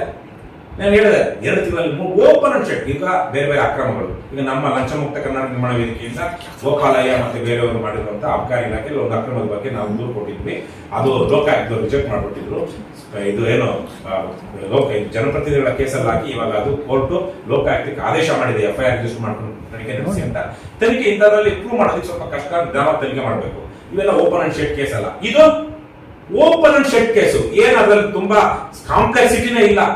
2-3-4 ವಿಚಾರಣೆ ಮುಗಿಯುವಂತ ಕೇಸು. ಅವ್ನ ಸಾಕ್ಷಿ ಯಾವ್ದಪ್ಪ, ಪೊಲೀಸ್ ಹೇಳ್ಬಿಡ್ತಾರೆ, ಸ್ವಾಮಿ ಹೋಗಿದ್ವಿ, ದುಡ್ಡು ಸಿಕ್ತು, ಇವಂದೇ ದುಡ್ಡು ಇಲ್ಲೇ ಇತ್ತು, ಇವ್ನು ತಗೊಂಡಿದ್ದ, ಅವ್ನ ಕೆಲಸಕ್ಕೆ ಇವ್ನು ಬಂದಿದ್ದ, ಅದಕ್ಕೆ ಸಾಕ್ಷಿ ಇದೆ, ವಿಡಿಯೋ ಇದೆ, ಆಡಿಯೋ ಇದೆ, ಮುಗೀತು. ಆಡಿಯೋ ಇರುತ್ತಲ್ಲ, ಮುಗೀತು. ಅವ್ನಿಗೆ ಅದಕ್ಕೇನೋ ಉತ್ತರ ಏನೋ ಕೊಡ್ಕೋಬಹುದು. ಆದ್ರೆ ತಪ್ಪಾಗಿರೋದಂತೂ ನಿಜ. ಅವ್ನು ಯಾಕೆ ತಗೊಂಡ ಏನು ತಗೊಂಡ ಅನ್ನೋದು ಬೇಕಾದ್ರೆ ದುಡ್ಡು ತಗೊಂಡಿರೋದು ನಿಜ ಅಂತ ಆಯ್ತು. ಇದಕ್ಕೆ ಇಷ್ಟು ಶಿಕ್ಷೆ ಅಂದ್ರೆ ಮುಗೀತು, ಅವ್ನು ಜೈಲ್ಗೆ ಹೋಗ್ಬೇಕು. ಅದೇನ್ ಮಾಡ್ತಾ ಇದಾರೆ? ಸೊ ಹೀಗೆ ಶಿಕ್ಷೆ ಆಗ್ಬೇಕು, ವ್ಯವಸ್ಥೆಗೆ ಶಿಕ್ಷೆ ತಕ್ಷಣ ಆಗ್ಬೇಕು. ಆದ್ರೆ ವಿಚಾರಣೆ ಆಗೇ ಆಗ್ಬೇಕು. ನಾನು ತಕ್ಷಣ ಆಗ್ಬೇಕು ಅಂದ್ರೆ ವಿಚಾರಣೆ ಬಿಟ್ಟು ಆಗಬಾರ್ದು. ಯಾಕಂದ್ರೆ ನ್ಯಾಯ ಅದು ಸರಿಯಾದ ರೀತಿಯಲ್ಲಿ ಆದ್ರೆ ಮಾತ್ರ ಅದ್ರ ಬಗ್ಗೆ ಗೌರವ ಆಗುತ್ತೆ, ಮತ್ತೆ ಬೇರೆಯವರನ್ನು ಅದು ಗೌರವಿಸ್ತಾರೆ. ಇಲ್ಲ ಅಂದ್ರೆ ಅರಣ್ಯ ಕಾನೂನು ಆಗ್ತದೆ, ಹಂಗಾಗ್ಬಾರ್ದು. ವಿಚಾರಣೆ ಬೇಗ ಆಗ್ಬೇಕು. ಲಂಚಕೋರರು ವ್ಯವಸ್ಥೆಯಿಂದ ಹೊರಗೆ ತಳ್ಳಬೇಕು, ಶಿಕ್ಷೆ ಆಗಬೇಕು, ಬೇಗ ವಿಚಾರಣೆ ಮುಗಿಬೇಕು. ಜನನು ಅಷ್ಟೇ ತಮ್ಮ ಕೆಲಸವನ್ನ ಬ್ರೋಕರ್ ಸಹ ಇದೆ. ನನ್ನ ಪ್ರಕಾರ ಮಾನ ಮರ್ಯಾದೆ ಇರುವಂತ ಜನ, ಒಂದು ಆತ್ಮಾಭಿಮಾನ ಇರುವಂತ ಜನ ಮೊದಲು ಹೋಗಿ ಟ್ರೈ ಮಾಡ್ತಾರೆ ಬ್ರೋಕರ್ ಇಟ್ಕೊಳ್ಳೋಕೆ ಮೊದಲು. ಬ್ರೋಕರ್ ಇಟ್ಕೊಳ್ಳೋರು ಯಾರು? ಸಿಕ್ಕಾಪಟ್ಟೆ ಕೊಬ್ಬಿರುವಂತವ್ರು. ನಾನೇನೋ 5,000 ಕೊಟ್ಟರೆ ನಾನು ಬಿಸಾಕಿರೋ ಕೆಲಸ ಮಾಡ್ಕೊಡ್ತಾನೆ. 5,000 ನಿಮ್ಮ ಅಹಂಕಾರ ಇದೆಯಲ್ವಾ, ಅದೇನೇ ವ್ಯವಸ್ಥೆಯಲ್ಲಿ ಈ ದುರಾಡಳಿತವನ್ನ ಜಾಸ್ತಿ ಮಾಡ್ತಾರೆ. ಮಾಡ್ಕೊಳ್ರ ಫೋನಲ್ಲೋ ಕಂಪ್ಯೂಟರ್ ಅಲ್ಲೋ ಮಾಡ್ಕೊಳ್ಬೋದು, ಕೆಲಸ ಮಾಡ್ಕೊಳ್ಳಿ. ಒಂದು ದಿವಸ ಹೋಗಿ ಬನ್ನಿ, ಸರ್ಕಾರ ಹೆಂಗ್ ನಡೀತಾ ಇದೆ ನೋಡ್ಕೊಳ್ಳಿ, ನಿಮ್ಮದೇ ದುಡ್ಡು. ಹಾಗಾಗಿ ಲಂಚ ಭ್ರಷ್ಟಾಚಾರವನ್ನ ನಿಲ್ಲಿಸೋದಿಕ್ಕೆ ಜನ ಎಚ್ಚೆತ್ತುಕೊಳ್ಬೇಕು, ಧೈರ್ಯ ಮಾಡಬೇಕು. ಎಲ್ಲಕ್ಕಿಂತ ಮುಖ್ಯವಾಗಿ ಎಲೆಕ್ಷನ್ ಟೈಮಲ್ಲಿ ಲಂಚ ತಗೊಂಡು ವೋಟ್ ಹಾಕೋದು ನಿಲ್ಲಿಸ್ಬೇಕು. ನಿಮ್ಗೆ ನಿಲ್ಬೇಕಾ? ಒಂದು ವಿಚಾರ ಕೊನೆಯಲ್ಲಿ ಹೇಳ್ಬಿಡ್ತೀನಿ. ಒಂದು ಜನ ಎಷ್ಟು ಮೂರ್ಖರು ಅಯೋಗ್ಯರಿದ್ದಾರೆ ಅಂದ್ರೆ, ನಮ್ಮ ಮಕ್ಕಳಿಗೆ ಒಳ್ಳೆ ಶಾಲೆ ಆಗಲಿ, ನಮ್ಮ ಜನರಿಗೆ ಒಳ್ಳೆ ಆಸ್ಪತ್ರೆ ಸಿಗಲಿ, ಒಳ್ಳೆ ರಸ್ತೆ ಆಗಲಿ, ದೇಶ ಚೆನ್ನಾಗಿರ್ಲಿ ಅಂತೇಳಿ ದುಡಿದಿದ್ದು 20%, 30%, 40% ಟ್ಯಾಕ್ಸ್ ಕಟ್ತಾರೆ ಸರ್ಕಾರಿ. ಆದ್ರೆ ತಮ್ಮ ಮಕ್ಕಳನ್ನ ಪ್ರೈವೇಟ್ ಸ್ಕೂಲ್ ಕಳಿಸ್ತಾರೆ, ಮತ್ತೆ ದುಡ್ಡು ಕೊಡ್ತಾರೆ. ಇಲ್ಲಿ ಟ್ಯಾಕ್ಸ್ ಕಟ್ಟೋದು ಒಳ್ಳೆ ಶಾಲೆ ನಮ್ಮ ಮಕ್ಕಳಿಗಾಗಲಿ ಅಂತ, ಮತ್ತೆ ಕಳಿಸೋದು ತಮ್ಮ ಮಕ್ಕಳನ್ನ ಪ್ರೈವೇಟ್ ಸ್ಕೂಲ್ಗೆ ದುಡ್ಡು ಕೊಟ್ಟು. ಯಾರು ವಿದ್ಯಾವಂತರು, ಮಧ್ಯಮ ವರ್ಗರು ದಯವಿಟ್ಟು ಬದಲಾಗಿ. ಸರ್ಕಾರ ಟ್ಯಾಕ್ಸ್ ಕಟ್ತಾ ಇದ್ದೀರಾ, ಒಳ್ಳೆ ಶಾಲೆಗೆ, ಒಳ್ಳೆ ಆಸ್ಪತ್ರೆಗೆ, ಸರ್ಕಾರಕ್ಕೆ ಕತ್ತಿನ ಪಟ್ಟಿಟ್ಟು ಕೇಳಿ ಒಳ್ಳೆ ಶಾಲೆ ಮಾಡಿಸ್ಕೊಳ್ಳಿ, ನಿಮ್ಮ ಮಕ್ಕಳನ್ನ ಅಲ್ಲಿ ಕಳಿಸಿ. ಅದನ್ನ ಮಾಡಿ ಸರ್. ಇವಾಗ ಹೆಂಗಾಗಿದೆ ಲಾಸ್ಟ್, ಈಗ ನೀವು ಹೇಳಿದ್ರಿ ಬ್ರೋಕರ್ನ ಇಟ್ಕೋಬೇಡಿ ಅಂತ. ಸೊ ನಾವು ಬ್ರೋಕರ್ ಅಲ್ದೇ ನಾವೆಲ್ಲರೂ ಒಳಗಡೆ ಹೋದ್ರೆ, ಒಬ್ಬ ಸಾಮಾನ್ಯ ವ್ಯಕ್ತಿ ತರ ಹೋದ್ರೆ ಅಲ್ಲಿ ಏನೂ ಹೇಳ್ಕೊಡಲ್ಲ. ಹಿಂಗಾಗುತ್ತೆ, ಒಬ್ಬ ಮನುಷ್ಯ ಹೋಗ್ತಾನೆ, ನನಗೆ ಇವ್ರು ಮೀಟ್ ಮಾಡ್ಬೇಕು, ಅಲ್ಲೋಗಿ ಅಲ್ಲಿ ಇರ್ತಾರೆ, ಅಲ್ಲಿ ಹೊರಗಡೆ ಒಂದು ಕೌಂಟ್ಗಳಿದಾವೆ, ಅಲ್ಲೋಗಿ ಎಲ್ಲ ಮಾಡ್ಕೊಡ್ತಾರೆ ಅಷ್ಟೇ. ಸೊ ಇದು ಬದಲಾಗ ಅಂದ್ರೆ ಇಲ್ಲಿ ಜನ ಮೆಜಾರಿಟಿ ಜನ ಅವ್ರ ಮೇಲೆ ಡಿಪೆಂಡ್ ಆಗಿ ಒಬ್ಬ ಇಬ್ಬ ಅವನು ಕಾಣುತ್ತಾರೆ. ನಾವು ಅದಕ್ಕೆ ನಾವು KRS ಪಕ್ಷದವರು ಟಿ ಶರ್ಟ್ ಹಾಕೊಂಡು ಹೋದ್ರೆ ಮಾಹಿತಿ ಕೊಡ್ತಾ ಇದ್ದಾರೆ ಜನಕ್ಕೆ. ನಾನು ಬಿಡ್ತಾ ಇದ್ದೀನಿ, ನಾನು KRS ಪಕ್ಷ ಅಂತ ಹೇಳ್ಕೊಳ್ಳಿ, ಬಳಸ್ಕೊಳ್ಳಿ, ಒಳ್ಳೇದನ್ನ ಮಾಡ್ಕೊಳ್ಳಿ. ಆದ್ರೆ ಒಂದ್ ಸ್ವಲ್ಪ ನಿಯತ್ತಾದ್ರೂ ಇಟ್ಕೊಳ್ಳಿ ಅಂತ ಅಷ್ಟೇ. ನಾನು ಯಾರೋ ಕೆಲವೊಬ್ರು ಮಾಡ್ಕೊಂಡು ನಮ್ಗೆ ಯಾವ ತರಕ್ಕೂ ಸಹಾಯ ಮಾಡದೆ ಭ್ರಷ್ಟ ಜೊತೆ ನಿಲ್ತಾರೆ ಅಂತ ಹೇಳಿದ್ನಲ್ವಾ, ಅದಿರ್ಲಿ ಒಂದ್ ಕಡೆಗೆ. ಆದ್ರೆ ಮಾಡಿಸ್ಕೊಳ್ಳಿ. ಇವತ್ತು KRS ಪಕ್ಷದ ಹೆಸರು ಹೇಳಿದ ತಕ್ಷಣ ಕೆಲಸ ಮಾಡ್ಕೊಡ್ತಾರೆ, ಮಾಡಿಸ್ಕೊಳ್ಳಿ. ನೀವು ಹಂಚಿಬೇಡಿ. ಅವ್ನ ಯಾವ ಮಾಹಿತಿ ಕೊಟ್ಟಿಲ್ಲ ಅಂದ್ರೆ ಅವ್ನ ಮೇಲಧಿಕಾರಿ ಹತ್ರ ಹೋಗಿ, ಸರ್ ಅಲ್ಲಿ ಹೋದೆ, ಅವ್ರು ನಾನು ಸರಿಯಾಗಿ ಟ್ರೀಟ್ ಮಾಡಲಿಲ್ಲ, ಏನ್ ಮಾಡ್ಬೇಕು ಸರ್ ಅಂತ ಕೇಳಿ. ಮೇಲಧಿಕಾರಿ ದಬ್ಬಾಳಿಕೆ ಮಾಡಕ್ ಬರಲ್ಲ. ಆದ್ರೆ ನೀವು ಮೇಲಧಿಕಾರಿ ಹತ್ರ ದಬ್ಬಾಳಿಕೆ ತರ ಮಾತಾಡಿದ್ರೆ ಅವ್ನ ಬಡಿಬಿಡ್ತಾನೆ. ಹುಷಾರಾಗಿ. ಕೆಳ ಹಂತದ ಅಧಿಕಾರಿಗಳ ಹತ್ರ ಮಾತಾಡೋದ ರೀತಿಯಲ್ಲಿ ಮೇಲಧಿಕಾರಿಗಳ ಹತ್ರ ಮಾತಾಡಿದ್ರೆ ಅವ್ನು ಈಗೂ ಜಾಸ್ತಿ ಇರುತ್ತಲ್ಲ, ಅವನಿಗೆ ಪವರ್ ಜಾಸ್ತಿ ಇರುತ್ತೆ, ಈಗೂ ಜಾಸ್ತಿ ಇರುತ್ತೆ, ಅವ್ನು ಹಾಟ್ ಮಾಡ್ಕೊಂಡ್ಬಿಡ್ತಾನೆ. ಎಲ್ಲ ಮನುಷ್ಯತ್ವ ಸ್ವಭಾವ ದೌರ್ಬಲ್ಯಗಳು ಹೇಳ್ತಾ ಇದ್ದೀವಿ. ಆದ್ರೆ ಅವನು ಕೂರಿಸಿ ನಿಮ್ಗೆ ಮಾಡಿಸ್ಬೇಕು. ಪ್ರತಿಯೊಂದು ಕಚೇರಿಯಲ್ಲೂ ಒಳ್ಳೆಯ ಒಂದು ಸ್ವಾಗತ ಕಕ್ಷೆ, ರಿಸೆಪ್ಷನ್ ಏರಿಯಾ ಇರಬೇಕು, ಹೆಲ್ಪ್ ಡೆಸ್ಕ್ ಇರಬೇಕು. ಪ್ರತಿಯೊಬ್ಬರು ಬಂದವ್ರನ್ನ ಕೇಳ್ಕೊಂಡು ಇಂತಿಂಥ ಕಡೆ ಟೇಬಲ್ ನಂಬರ್ ಇಂಥದಕ್ಕೆ ಅಥವಾ ಕೌಂಟರ್ ನಂಬರ್ ಇಂಥದಕ್ಕೆ, ರೂಮ್ ನಂಬರ್ ಇಂಥದಕ್ಕೆ ಹೋಗಿ ಅನ್ನೋ ಒಂದು ವ್ಯವಸ್ಥೆ ಇರಬೇಕು. ಅದಕ್ಕೆ ನಾವು ಹೇಳ್ತಿರೋದು, ಪ್ರತಿ ಸರ್ಕಾರಿ ಕಚೇರಿಯಲ್ಲೂ ಪ್ರತಿ ಕೋಣೆಯ ಮೇಲೆ ಆ ಯಾವುದೋ ಒಂದು ಇರಬೇಕು. ಪ್ರತಿ ಈ ಅಧಿಕಾರಿಯ ಹಿಂದೆ ಅವ್ನು ಯಾವ ಕೇಸ್ ವರ್ಕರ್ ಯಾವುದಕ್ಕೆ ಅನ್ನೋದು ಇರಬೇಕು. ಮತ್ತೆ ಪ್ರತಿಯೊಬ್ಬರು ಡೆಸಿಗ್ನೇಷನ್ ಹಾಕೊಂಡಿರ್ಬೇಕು, ಹೆಸರು ಹಾಕೊಂಡಿರ್ಬೇಕು ಅಂತ ನಾವು ಇದನ್ನ ಟ್ರಾನ್ಸ್ಪರೆನ್ಸಿ ಕೇಳ್ತಾ ಇದೀವಿ. ನಾವು ಈಗೇನು ನೀವು ಹೇಳಿದಾಗ ಯಾರು ಎಲ್ಲೇ ಹೋಗಿ ಅಧಿಕಾರಿಗಳ ಒಂದು ಕಚೇರಿಗೆ ಏನ್ ಮಾಹಿತಿ ಇರೋದಿಲ್ಲ. ಯಾವನೊಬ್ಬರು ಕೇಳಬೇಕು. ಕೆಲವೊಂದ್ ಕಡೆ ಬೈದಿದ್ದೀನಿ ನಾನು, ಯಾರಿಗೆ? ಡೆಪ್ಯೂಟಿ ತಹಸೀಲ್ದಾರ್ಗೆ. ಡೆಪ್ಯೂಟಿ ತಹಸೀಲ್ದಾರ್ ಅವನು ಎಂಟ್ರೆನ್ಸ್ ಎಲ್ಲ ಟೇಬಲ್ ಹಾಕೊಂಡ್ಬಿಟ್ಟಿದ್ದಾನೆ, ಅವನ ಕೆಳಗಡೆ ಅವನ ಅಧೀನ ಅಧಿಕಾರಿಗಳೆಲ್ಲ ಕೂತಿರ್ತಾರೆ. ಬಂದ ಜನ ಫಸ್ಟ್ ಹತ್ರನೇ ಬರ್ಬೇಕು. ಇವನು ಏನು ಸರ್, ಇವನ ಟ್ರಾಫಿಕ್ ಕಾನ್ಸ್ಟೇಬಲ್ ಹೋಗು, ಆ ಟೇಬಲ್ ಹೋಗು, ಈ ಟೇಬಲ್ ಹೋಗು ಅಂತ ಆ ಕಡೆ ಈ ಕಡೆ ಕೈ ಎತ್ತೋದಿಕ್ಕ ಇವನು ತಹಸೀಲ್ದಾರ್, ಡೆಪ್ಯೂಟಿ ತಹಸೀಲ್ದಾರ್ ಅಯೋಗ್ಯ ಇರೋದು. ಅವನೆಲ್ಲ ಒಂದ್ ಕಡೆ ಕೂತ್ಕೊಂಡು ಇಡೀ ಕಚೇರಿಯಲ್ಲಿ ಏನಾದ್ರು ಸಮಸ್ಯೆ ನಿಭಾಯಿಸಬೇಕು, ನಾಯಕತ್ವ ಕೊಡಬೇಕು. ಅದು ಬಿಟ್ಟು ಬಂದವರೆಲ್ಲ ಇವ್ರು ಕೇಳ್ಕೊಂಡು ಹೋಗ್ಬೇಕು, ಸರ್ ಇದು ಈಗ ಎಲ್ಲಿ ಮಾಡಿಸ್ಬೇಕು ಸರ್ ಅಂತ ಅಲ್ವಾ. ಅದ್ರ ಬದಲು ಹೆಲ್ಪ್ ಡೆಸ್ಕ್ ಇಡಿ, ಇನ್ನೊಂದ್ ಕಡೆ ಕೂತ್ಕೊಳ್ಳಿ. ಪ್ರತಿಯೊಬ್ಬ ಹೆಲ್ಪ್ ಡೆಸ್ಕ್ ಅವರು ಯಾರೇ ಬರಲಿ, ಅವ್ರಿಗೆ ಏನಾದ್ರು ಮಾಹಿತಿ ಹೆಚ್ಚಿಗೆ ಬೇಕಾಗಿತ್ತು ಅಂದ್ರೆ ಇವ್ರು ಕೊಟ್ಟು ಇಂಥ ಕೌಂಟರ್ ನಂಬರ್ ಹೋಗಿ ಅಂತ ಹೇಳ್ಬೇಕು.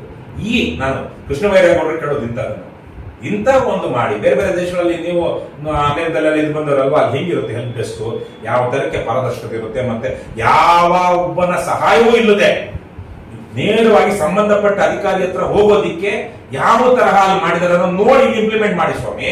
ಬಟ್ ಇಲ್ಲಿ ನಮ್ಮ ಪ್ರೈವೇಟ್ ಅಲ್ಲಿ ಇದೆಯಲ್ಲ ಸರ್, ಹಾಸ್ಪಿಟಲ್ ಹೋಗ್ರಿ, ಕೌಂಟರ್ ನಂಬರ್ ಇಷ್ಟು, ಹಾಸ್ಪಿಟಲ್ ಬೇಡ, ಏರ್ಟೆಲ್ ಆಫೀಸ್ಗೆ ಹೋಗಿ. ಹೌದು, ಎಷ್ಟು ಚೆನ್ನಾಗಿ ಟ್ರೀಟ್ ಮಾಡ್ತಾರೆ. ಆ ಕೌಂಟರ್ ಹೋಗಿ ಈ ಕೌಂಟರ್ ಹೋಗಿ ಅಂತ ಎಷ್ಟು ಚೆನ್ನಾಗಿ ಹೇಳಿ. ಆನ್ಲೈನ್ ಬಂದಿದೆ, ಕೊಡ್ತಾರಲ್ವಾ, ಅಂತದ್ ಮಾಡಿ. ದಯವಿಟ್ಟು ಅದನ್ನು ಮಾಡಿ ಅಂತ ನಾನು ಅವ್ರಿಗೆ ಕೇಳ್ಕೊಳ್ತೀನಿ. ಯಾಕಂದ್ರೆ ಇದು ತುಂಬಾ ಕೆಟ್ಟೋಗಿದೆ ನಮ್ಮ ಸರ್ಕಾರಿ ವ್ಯವಸ್ಥೆ. ಅಂದ್ರೆ ನಾವು ಮಾಡಿಸಿದೀವಿ, ಹಲವಾರು ಕಟ್ಟಡ ನಾವು ಮಾಡಿದೀವಿ ಇದನ್ನ. ನಾನಂತೂ ನೇರವಾಗಿ ಡೆಪ್ಯೂಟಿ ತಹಸೀಲ್ದಾರ್ಗೆ ಏನ್ ಟ್ರಾಫಿಕ್ ಕಾನ್ಸ್ಟೇಬಲ್ ಅಂತ ಕೇಳಿದ್ವಿ. ಟ್ರಾಫಿಕ್ ಕಾನ್ಸ್ಟೇಬಲ್ ಆಗಿರ್ತಾನೆ, ಈ ಕಡೆ ಬರ್ತಾ ಇರೋರು ಒಂದ್ ನಿಮಿಷ ಈಗ ಹೋಗಿ, ಆಮೇಲೆ ಈಗ ನೀವು ಬನ್ನಿ, ಇವನು ಅದೇ ತರಕ್ಕೆ ಬಂದ, ಬಾ ಇವನು ಅಲ್ಲೋಗಿ, ನೀನು ಅವನು ಮುಜರಾ ಇಲಾಖೆ, ಅವನು ಬರ್ತ್ ಸರ್ಟಿಫಿಕೇಟ್, ಡೆತ್ ಸರ್ಟಿಫಿಕೇಟ್, ಇವನು ಇನ್ನೊಂದು ಯಾವ್ದೋ ಸರ್ಟಿಫಿಕೇಟ್, ಇದ ಕೆಲಸ. ಸೊ ಆ ತರದ ಒಂದು ಇಡೀ ಕಚೇರಿ ಯೂನಿಫಾರ್ಮ್ ಆಗಿರ್ಬೇಕು. ಇಡೀ ತಾಲೂಕು ಆಫೀಸು 250 ಇದೆ ಇವತ್ತು ತಾಲೂಕು ಕಚೇರಿಗಳು. 250 ತಾಲೂಕು ಕಚೇರಿಗಳು ಒಂದೇ ರೀತಿಯಲ್ಲಿ ಎಲ್ಲಾ ಟೇಬಲ್ ವ್ಯವಸ್ಥೆಯಿಂದ ಹಿಡ್ಕೊಂಡು ಕಾರ್ಯ ಒಂದೇ ತರಕ್ಕೆ ಇರ್ಬೇಕು. ಆ ತರದ್ ಮಾಡಬೇಕು. ಆ ತರದ್ ಮಾಡಿದ್ರೆ ಆಗುತ್ತೆ. ಇಲ್ಲಾಂದ್ರೆ ಜನ ಅಲ್ಲಿ ಹೇಳ್ದಂಗೆ ವ್ಯವಸ್ಥೆ ಹೀಗಿದೆ, ಇದನ್ನ ನೀವು ಹೆಂಗ್ ಮಾಡ್ಬೇಕು ಅಂತ ನೋಡ್ಕೊಂಡು ಮಾಡಿ. ಹೋಗಿ ಕೇಳಿ, ಅವಮಾನ ಏನಿಲ್ಲ. ಕೇಳಿ, ಇನ್ನೊಬ್ಬರನ್ನ ಕೇಳಿ, ಅಥವಾ ಕೇಳಿದಾಗ ಅಧಿಕಾರಿಗಳ ಸರ್ ಇಲ್ಲ ಸ್ವಲ್ಪ ಬೋರ್ಡ್ ಹಾಕ್ಸ್ಬಿಡಿ ಸರ್ ಅಂತ ಕೇಳಿ. ನಾವೇ ಕೇಳ್ಬೇಕಾ? KRS ಪಾರ್ಟಿ ಅವರೇ ಕೇಳ್ಬೇಕಾ? ಚೆಕ್ ಲಿಸ್ಟ್ ತಗೊಂಡು ಹೋಗಿ ಅದಿಲ್ಲ ಇದಿಲ್ಲ ನಾವು ಕೊಡ್ತಾ ಇದೀವಿ. ಜನನು ಕೇಳ್ಬೇಕಲ್ಲ. ಇವ್ರು ಪಾಪ ಎಷ್ಟು ಬಿಜೆಪಿ, ಕಾಂಗ್ರೆಸ್, JDS ಎಷ್ಟು ಪುಡಾರಿಗಳಿಲ್ಲ. ಒಂದ್ ದಿವಸನಾದ್ರೂ ಹೋಗಿ, ಸರ್ ಇಲ್ಲೇನ್ ಸರ್ ಇದು ಯಾವ್ದು ಪಾಣಿ ಕೊಡೋದಿಕ್ಕೆ ಬೋರ್ಡ್ ಹಾಕಿರೋದಿಲ್ಲ, ಅದಕ್ಕೆ 10 ರೂಪಾಯಿ 20 ರೂಪಾಯಿ ಇರುತ್ತೆ, ಅದು ಹಾಕಿರೋದಿಲ್ಲ. ಅವ್ನು ಒಳಗಡೆ ಹೇಳ್ದವ್ನ ರೇಟಿಂಗ್ ಕೊಡ್ಬೇಕು. ಕೊಡ್ಲಿಲ್ಲ ಅಂದ್ರೆ ಇವನ್ನೆಲ್ಲ ಮತ್ತೆ ಕೊಡೋದು ಅನ್ನೋ ಭಯದಲ್ಲಿ ಬರ್ತಾರೆ. ಪ್ರತಿಯೊಂದು ಶುಲ್ಕ ವ್ಯವಸ್ಥೆ ಇರ್ಬೇಕಲ್ಲ. ಸೊ ಈ ತರದ ಪಾರದರ್ಶಕತೆಯನ್ನ JCB ಪುಡಾರಿಗಳು ಕೇಳ್ಬೇಕು. ಅವ್ರ ಪುಡಾರಿಗಳು ಅಂದ್ರೆ ನಾಯಕರಾಗಬೇಕು ಅಂದ್ರೆ ಜನ ಅಂತವ್ರನ್ನ ಕೇಳ್ರಪ್ಪ ಅಂತ ಹೇಳ್ಬೇಕು.